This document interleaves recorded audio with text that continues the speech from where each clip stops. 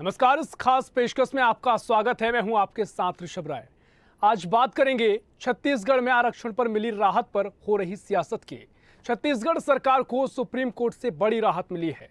अब छत्तीसगढ़ सरकार सरकारी नौकरी में 58% आरक्षण के तहत भर्ती और प्रमोशन कर सकेगी। सुप्रीम कोर्ट ने हाई कोर्ट के फैसले पर रोक लगा दी है और छत्तीसगढ़ सरकार के 58% आरक्षण को फिर से बहाल कर दिया गया है। दरअसल छत्तीसगढ़ हाई कोर्ट ने 19 फरवरी को राज्य सरकार के शैक्षणिक संस्थानों और सरकारी नौकरियों में 58% आरक्षण को असंवैधानिक करार दिया था।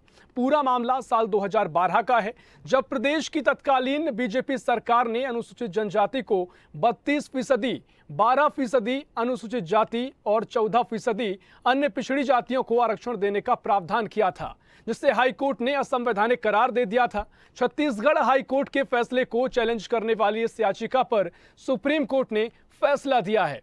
वहीं सुप्रीम कोर्ट के इस फैसले के बाद सीएम भूपेश बघेल ने कहा कि अब राज्यपाल को आरक्षण बिल में जल्द ही हस्ताक्षर कर देना चाहिए, जिससे हमारे प्रदेश के युवाओं के लिए नौकरी में भर्तियां की जा सकें। कोर्ट के फैसले का बीजेपी ने भी स्वागत किया है और इसे बीजेपी सरकार और पूर्व सीएम रमन सिंह की जीत बताया है।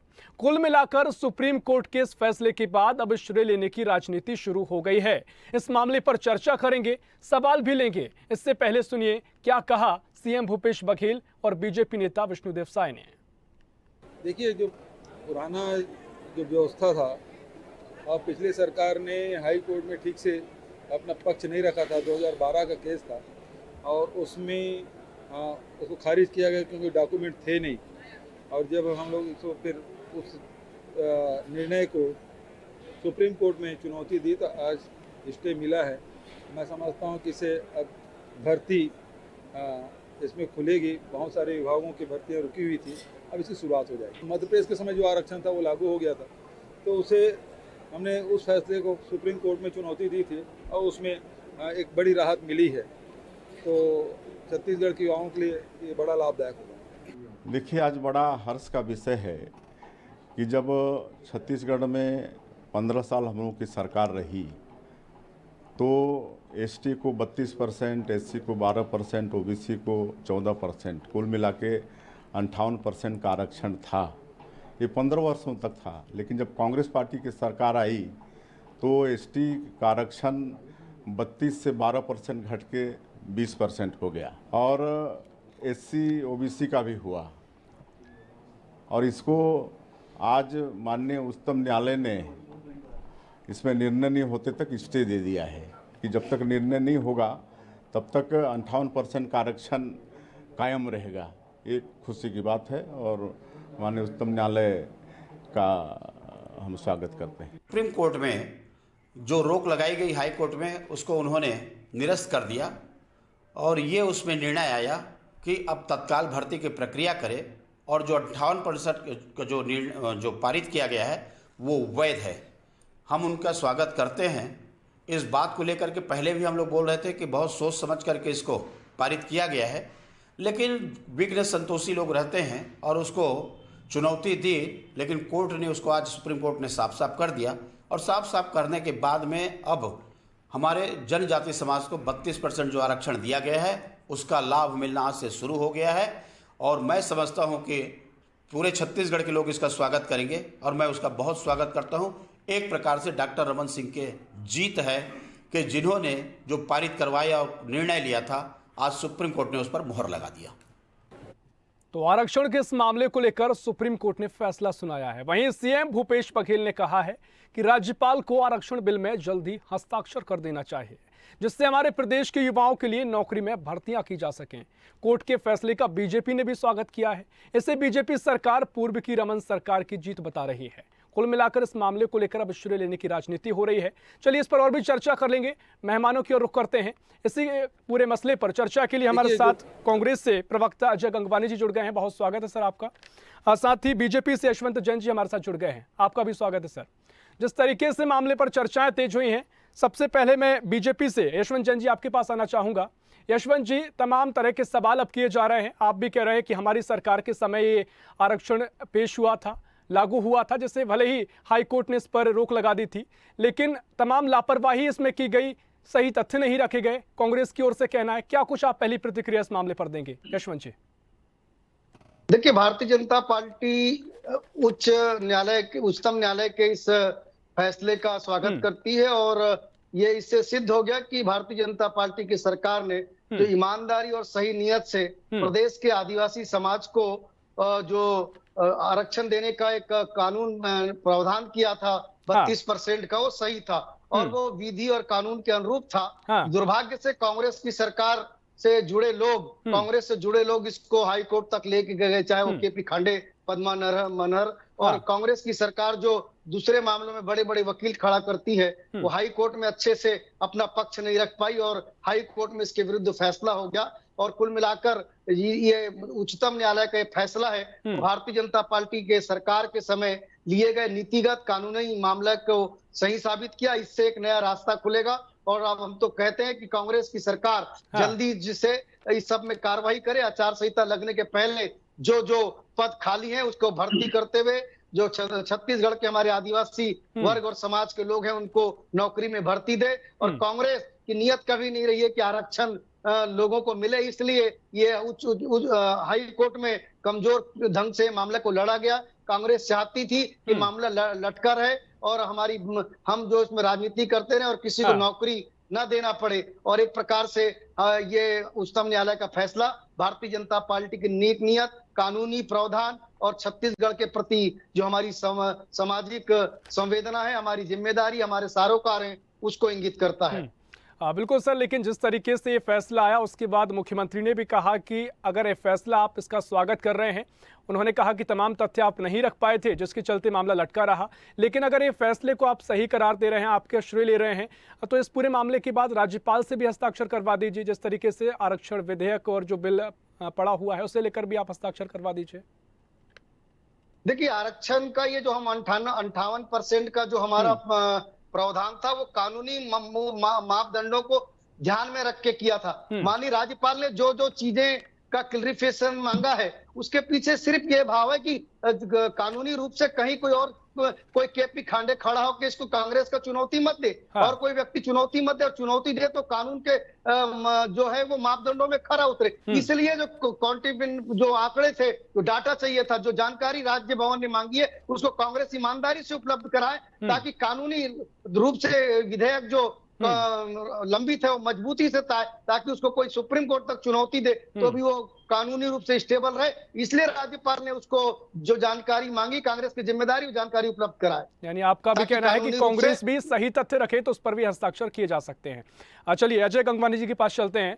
अजय जी, आपने भी स्वागत किया है और आपने कहा कि इस फैसले को लेकर तमाम कोशिशें कांग्रेस ने की हैं, राज्य सरकार ने की हैं, उसके बाद सुप्रीम कोर्ट ने स्टे लगाया है। हालांकि ये अंतरिम राहत ये नहीं है, इसके आगे इस पर को लेकर आगे चर्चा होगी और भी आगे फैसले आएंगे, लेकिन इस पर आप क्या कहेंगे? क्योंकि बीजेपी सरकार के समय ये फैसला आया था, लागू किया गया था, तो बीजेपी तो कहेगी कि उसकी ये पूरा आरक्षण उसी की देन है कि आज प्रदेश के युवाओं को इसका लाभ मिलने जा रहा है। क्या आप कहेंगे? ये विषय की थोड़ा समय दीजिएगा, बहुत संवेदनशील विषय जिसपे आपने डिबेट रखी। लेकिन कुछ तथ्य स्पष्ट कर दूं, जिसमें दूध का दूध और पानी का पानी हो जाएगा। ये वही भारतीय जनता पार्टी है जिन्होंने जनवरी 2012 में जो लोकसभा अधिनियम 1996 की धारा 4 में परिवर्तन किया। इनका सबसे जो महत्वपूर्ण गलती क्या थी, इन्होंने अनुसूचित जाति का आरक्षण बनाया 32%, लेकिन अनुसूचित जाति जिसका आरक्षण 16% था, उसको जानबूझकर टारगेटेड रूप से 12% किया गया। जितने भी आज हाईकोर्ट में याचिकाएं लगी गई है, आइए लगातार झूठ बोलने का प्रयास करते हैं, जाके चेक कर ले पूरी जिम्मेदारी। तो ऋषभ जिस बात को कह रहा हूँ, सबसे पहले जो याचिका लगाई गई थी, गुरु घासीदास साहित्य एवं संस्कृति अकादमी जो अनुसूचित जाति से जुड़ा संगठन है, इस अनुसूचित जाति का आरक्षण जो 16% से घटा के 12% किया गया, सीधे सीधे उनके प्रभावित हो रहे थे। इसके अलावा अन्य व्यक्ति जो अनुसूचित जाति के थे, जो नौकरी जुड़े थे, जो संवैधानिक संस्थाओं में प्रवेश के लिए जुड़े हुए थे, उनके प्रभावित हो रहे थे। आज इनकी गलतियों का हट जाने के कारण आज याचिका लगती है, उस पर राजनीति करने का प्रयास करते हैं। दूसरा सबसे महत्वपूर्ण तथ्य, आज ये सचमुच अगर आरक्षण समर्थक थे, आपके ननकीराम कंवर वरिष्ठ आदिवासी नेता, आपके गृह मंत्री 1000 पेज की रिपोर्ट बनाए, सार्वजनिक मंच पे स्वीकार किया कि मैंने सही समय पर वो रिपोर्ट सरकार को सौंप दी। आज जब हाईकोर्ट में प्रक्रिया जारी थी, आप उस ननकीराम कंवर के 1000 पेज की रिपोर्ट न उसकी सूचना देते, न शपथ पत्र में जानकारी देते। पहली बार मुख्य सचिव सर्जियस मिश्र की अध्यक्षता में कमेटी बनती है, उसकी पूरी डिटेल रिपोर्ट आती है, न आप उसको सबमिट करते हैं, न शपथ पत्र में जानकारी। दूसरी बात, तीसरा, माननीय सुप्रीम कोर्ट ने ऋषभ जी इंदिरा साहनी मामले स्पष्ट रूप से कहा, अगर आप किसी भी राज्य में आरक्षण 50% से ज्यादा देते हैं, आपको सही तथ्य आंकड़े देने पड़ेंगे। क्या आपने किसी आयोग का गठन किया? क्या कोई आंकड़े आपने सपोर्टिंग दिया हाई कोर्ट में? ये तीनों प्रमुख बातें हैं जिससे इस पर दिखता है ऋषभ जी, ये दिखावे के लिए आरक्षण बढ़ाते रहे। 50 का 58 किया, न ननकी राम की रिपोर्ट पेश करते हैं, न सर्जिया स्मिथ की रिपोर्ट पेश करते हैं, ना आप आंकड़े देते हैं, क्योंकि आप चाहते नहीं थे कि ये लागू हो। दूसरी बात, हमारी नियत नीति मंशा स्पष्ट थी, आज 2 दिसंबर को सर्वसम्मति से 90 विधायक साइन कर देते हैं। आज 2 मई है, 5 महीने हो गए ऋषभ जी, मुझे बता दे क्यों राजभवन हस्ताक्षर नहीं करता? कर्नाटक में जहाँ भारतीय जनता पार्टी की सरकार है तुरंत हस्ताक्षर करके पारित कर देते हैं, क्योंकि भाजपा को फायदा मिलेगा। लेकिन छत्तीसगढ़ की बात करूं, झारखंड की बात करूं, लगातार बाधित कर रहे हैं। दूसरी बात, आज हमारी जो टीम थी, जो संवैधानिक वो थे, विशेषज्ञों की टीम थी, मुकुल रोहतगी, कपिल सिब्बल, अभिषेक मनु सिंघवी, उन्हें पूरी जिम्मेदारी से, पूरी ईमानदारी से तथ्यों को आज सुप्रीम कोर्ट में रखा, जिसका नतीजा है कि आज फिर से जो है अंतरिम राहत मिल रही है। हमारे प्रयासों की जो राहत मिल रही है, आज जो रुकी भर्तियां थी, जो नियुक्तियां थी, वो रुकेंगी, आज वो फिर से लागू हो रही है, उसका श्रेय देने का दुष्प्रयास कर रहे हैं। दूसरा सबसे महत्वपूर्ण आपको एक बात बता दूं, तेलंगाना सरकार ने 2 मार्च को सुप्रीम कोर्ट में याचिका दायर की कि जो वहां का राज्यपाल है वो लगातार विधेयक को पारित करने का प्रयास कर रहे हैं। बहुत महत्वपूर्ण निर्णय है आपके लिए, छत्तीसगढ़ की जनता इस बात को सुने। वर्ड टू वर्ड पढ़ देता हूँ। आज उन्होंने जो वहां की संवैधानिक पीठ थी, DY चंद्रचूड़, PS नरसिम्हा, इनकी अध्यक्षता कमेटी ने क्या कहा कि आर्टिकल जो 200 है उसके प्रथम क्लियर से लिखा है, जितना जल्दी हो सके राज्यपाल या संवैधानिक प्रमुख की एक मंशा है कि संवैधानिक अधिकारों को जल्द से जल्द पारित किया जाए। ये संविधान की मूल आत्मा है, जिसको रोकने का प्रयास भारतीय जनता पार्टी राजभवन के बैकडोर से साजिश कर रही है। देखिए, बिल्कुल आप तमाम सवाल कह रहे हैं कि जिस तरीके से हस्ताक्षर का आपने उदाहरण भी दिया है, काफी गंभीर मसला आपने इसको बताया है, और आपने अन्य राज्यों का उदाहरण दिया कि जहां पर आपकी सरकार है वहां पर तो इसे हस्ताक्षर आसानी से किए जा सकते हैं। लेकिन इस पूरे मामले को लेकर बीजेपी भी यही कह रही है, राज्यपाल भी यही कह रहे हैं कि जो जानकारी है, तथ्य है, उनको स्पष्ट करें, क्योंकि 50% से ज्यादा आरक्षण होता है तो उसको लेकर कई सारे तथ्य सामने रखने होंगे। ये तो आप भी भली भांति जानते हैं, तो इसको लेकर आप स्पष्ट कर पाए, जो जनता सुन रही है उनके लिए तो आसान होगा। ऋषभ जी, बहुत अच्छा प्रश्न है, बहुत बढ़िया प्रश्न है। देखिए, मेरा आरोप तो यही था ना, आज उन्होंने देखिए सबसे पहले आज केंद्र सरकार ने EWS से 10% आरक्षण दिया। आज केंद्र सरकार ने आरक्षण को 50% से बढ़ा के 60% किया। आज सुप्रीम कोर्ट ने उसको मान्यता दी। यही केंद्र की मोदी सरकार वहां उसको बढ़ाती है तो ये उचित मानते। आज मैं वही तो कह रहा हूँ कि आज उन्होंने 50 का 58 किया, इन्होंने सही तथ्य आंकड़े प्रस्तुत नहीं किए। लेकिन छत्तीसगढ़ अपनी लोकप्रिय जन में पूरी जिम्मेदारी से इस बात को कह रहा हूँ, छत्तीसगढ़ देश का इकलौता राज्य है जिसने क्वांटिफाइड डाटा आयोग की विस्तृत रिपोर्ट निकाली है। आज छत्तीसगढ़ इकलौता राज्य है जहां वहां ओबीसी से जुड़े प्रत्येक व्यक्ति का आधार से लिंक, नगरीय पंचायत, नगरीय निकाय में पूरी तरह प्रमाणिक जानकारी है, जिसका नतीजा आज उस रिपोर्ट के बेस पे सुप्रीम कोर्ट ने अंतरिम राहत दी है। हमारे नियत नीति मंशा स्पष्ट है। दूसरा सबसे महत्वपूर्ण शब्द ये है कि संविधान के आर्टिकल 163 में क्लियर है कि राजभवन में राज्यपाल जो है वो कोई भी निर्णय जो है मंत्रिमंडल की सलाह से, उनकी सहायता से ले, उसको लेने के लिए बाध्य है। परंतु देखिए, आर्टिकल 200 में राजभवन ये चाहता, उसके बाद 3 ऑप्शन थे, या तो हस्ताक्षर कर दे, या उसको लौटाए, या तीसरा राष्ट्रपति भवन के पास उसको अभिमत के लिए भेजे। ये तीनों प्रक्रियाओं का पालन नहीं किया गया। उसके अलावा 10 प्रश्न पूछे गए, हमने उस 10 प्रश्नों के जवाब दिए। हमारे नियत नीति मंशा स्पष्ट है। संविधान के आर्टिकल 201 में जो सबसे महत्वपूर्ण शब्द है, जितना जल्दी हो सके, एक महत्वपूर्ण संवैधानिक मंशा है और संवैधानिक अधिकारियों द्वारा इसका ध्यान रखा जाना चाहिए। ये सुप्रीम कोर्ट का निर्णय है। छत्तीसगढ़ जिस प्रकार से राजभवन के माध्यम से बैकडोर से अधिकार परिषद में बैठ के भारतीय जनता पार्टी के नेता साजिश और षड्यंत्र कर रहे हैं। आज 76% दे रहे। देखिए, सबसे महत्वपूर्ण क्या है, जिसकी जितनी आबादी उसको उतना आरक्षण। आज हम 32% ST/SC को दे रहे हैं, और ST के लिए 13% है, OBC के 27, EW के 4। इसके सबके पीछे ठीक है यशवंत जी से प्रतिक्रिया लेते हैं। बिल्कुल अजय जी, तमाम तथ्य आप रख रहे हैं, तमाम जानकारी आप बता रहे हैं, लेकिन यशवंत जी, जिस तरीके से राज्यपाल के हस्ताक्षर को लेकर काफी दिनों से कांग्रेस सवाल खड़े करती आई है, जानकारी भी दे रहे हैं और कई उदाहरण उन्होंने दिए हैं अन्य राज्यों में जिस तरीके से आपकी सरकार है, आसानी से राज्यपाल ने आरक्षण के मामले में हस्ताक्षर किए, केंद्र का उदाहरण इन्होंने दिया है, और साथ ही इस मामले के साथ जवाब दीजिए जिस तरीके से ये फैसला आया है, इस फैसले को लेकर भी जो तमाम तरीके आपने तथ्य नहीं रखे थे उसको लापरवाही बरती गई थी, उदाहरण दिए हैं यहाँ पर अजय जी ने। दोनों मामलों को लेकर आप क्या कहेंगे? देखिए, आपका और अजय जी का दोनों का ये तथ्य गलत है कि हमने आंकड़े और तथ्य ठीक नहीं रखे। हमारे ही 58% को सुप्रीम कोर्ट ने जो है वो सही कहा है। और जो बड़े बड़े वकील का नाम ये ले रहे कांग्रेस के मित्र मेरे, वो हाई कोर्ट में क्यों खड़ा नहीं हुए?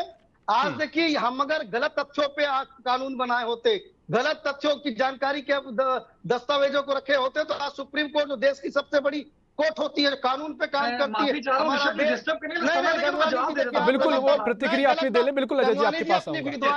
अपनी विद्वता को अपने पास रखिए, ईमानदारी से बात सुनिए, अपने टर्म में बात बिल्कुल करिए। आराम से, बिल्कुल शांति से चर्चा कर रहे हैं जी। आपने कहा कि हम भारतीय जनता पार्टी ने तथ्य ठीक नहीं रखे, 21-58% को सुप्रीम कोर्ट ने ओके किया है, वही सुप्रीम कोर्ट उसी 58% को किया है ना, जिसको भारतीय जनता पार्टी की सरकार ने लागू किया था। तो अगर वो तथ्य गलत होते, वो नियम गलत होते, वो कानून गलत होता, तो सुप्रीम कोर्ट अंतरिम राहत भी क्यों देती? यदि बेसलेस मुकदमा लेके कोई जाता है, सुप्रीम कोर्ट उसको एक्सेप्ट नहीं करती, तो सिर्फ वकील खड़े करने से नहीं होता। फिर आपने क्यों वकील खड़े नहीं किए हाई कोर्ट में? क्यों आपने तथ्य मजबूत से नहीं रखे था? वो हार गया। और रही राज्यपाल की बात, राज्यपाल के विरुद्ध आप हाई कोर्ट गए थे ना कि राज्यपाल गलत कर रहा है। अगर राज्यपाल कानून रूप से गलत होता तो आपने अपना आवेदन और अपना केस क्यों वापस नहीं लिया?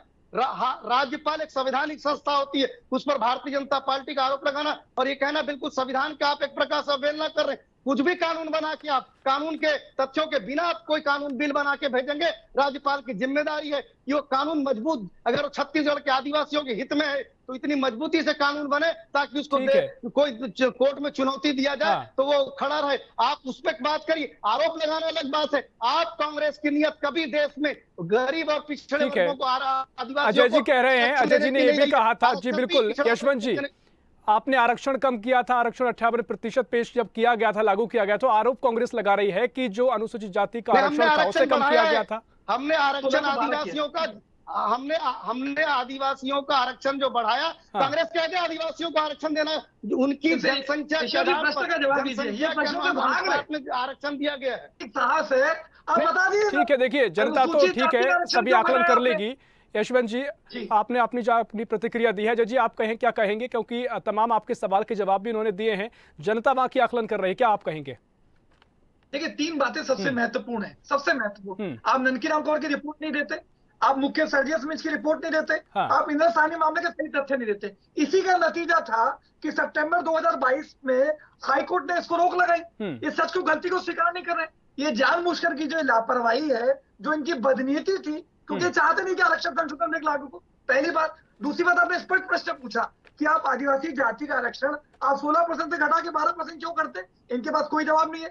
दूसरी तथ्य। तीसरा सबसे महत्वपूर्ण, तेलंगाना सरकार के संबंध में माननीय सुप्रीम कोर्ट ने कहा है, अगर कोई संवैधानिक मुखिया है तो उसका नैतिक दायित्व और नैतिक कर्तव्य सबसे ज्यादा है। और संविधान की मंशा के अनुरूप आर्टिकल 200 में स्पष्ट है कि आपके पास अगर कोई विधेयक पेश हो रहा है तो जल्द से जल्द उस पर हस्ताक्षर करिए या उसको वापस करिए। ये संवैधानिक मंशा जो है उसका खिलाफ है।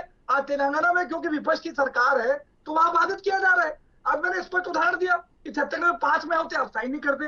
कर्नाटक में आपकी सरकार है, तुरंत हस्ताक्षर कर देते। तो ये बहुत महत्वपूर्ण है। दूसरा सबसे महत्वपूर्ण, संविधान के आर्टिकल 163 में ये स्पष्ट राज्यपाल महोदय को दिशा निर्देश दिए गए हैं कि आपको कोई भी निर्णय मंत्रिपरिषद की सहायता और सलाह के लेने के लिए अनिवार्यता है। परंतु छत्तीसगढ़ में प्रकार से वो स्वयं कहती रही कि आप 2 घंटे में हम पारित करिए, मैं तुरंत हस्ताक्षर करूंगी। आज ये इस बात बिल्कुल जी, बिल्कुल को देना चाहिए।